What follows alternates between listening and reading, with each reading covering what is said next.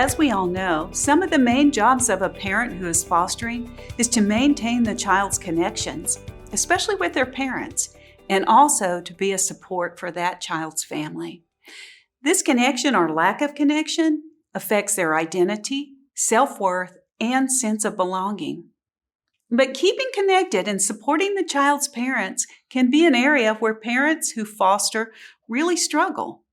The goal of this theme is to help participants understand the challenges that many parents face and to learn ways to connect and support children and their families. A critical takeaway for this theme is understanding the need to both respect a child's parents and family and know how to show that respect in words and actions. This theme specifically highlights American Indian Alaska Native cultural characteristics of what it means to support our relatives, even those who are not blood related. In this theme, we're aiming to build understanding and empathy for the children's parents. Now let's take a look at the nuts and bolts.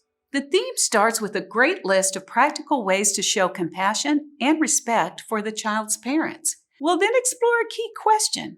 How can we help parents still feel like the expert on their child, even if the child is not living with them? The next question presses participants to really think about their motivation for fostering.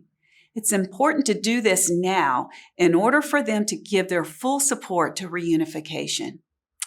This moment gives participants the opportunity to consider how fostering will go if what they really want is to adopt. Next is one of the activities that participants will likely remember as one of the cornerstones of the curriculum. It's called Raven's Story.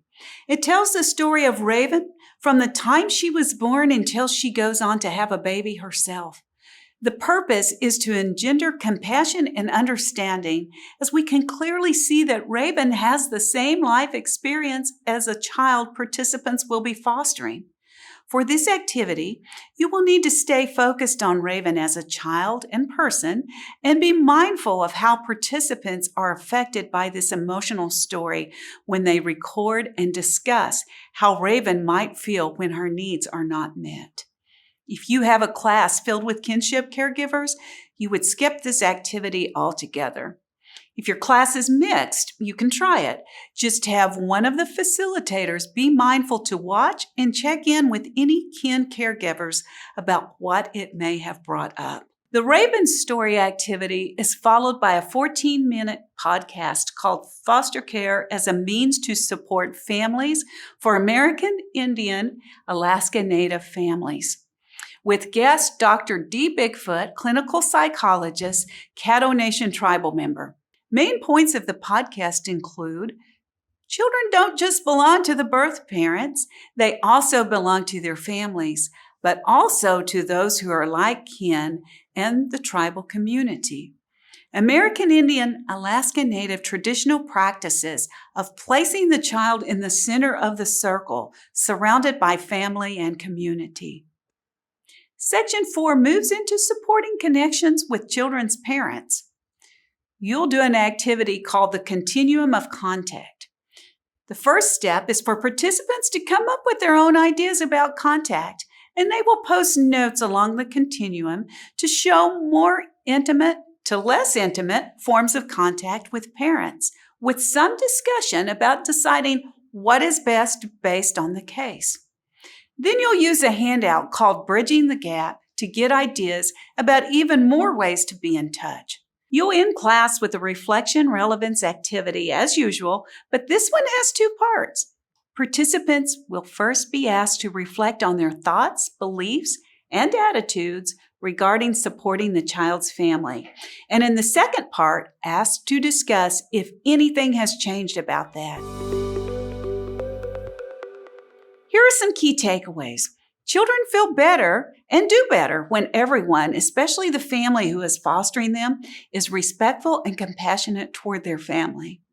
When parents who are fostering partner with children's parents, the reunification plan goes more smoothly and successfully. Even if a child does not end up reunifying, respect and compassion for their birth family, which is sometimes culturally referred to as being a good relative, will be powerful, as their birth parents are forever a part of who they are. Here are some tips to help things go smoothly. Supporting children's parents has always been a sensitive area, and we hope the content helps you frame it in a way that helps participants to digest it. Acknowledge any strong feelings of participants before making your points or moving on. This doesn't make their view right, and hopefully helps them to feel heard enough to open their mind further. Don't shy away from discussions so people can express any conflicted feelings or confusion, but do keep the class on track by returning back to the reality that children are always watching. We are modeling being a good relative by showing respect and compassion. When we do the Raven activity, be mindful that it evokes strong thoughts and emotions.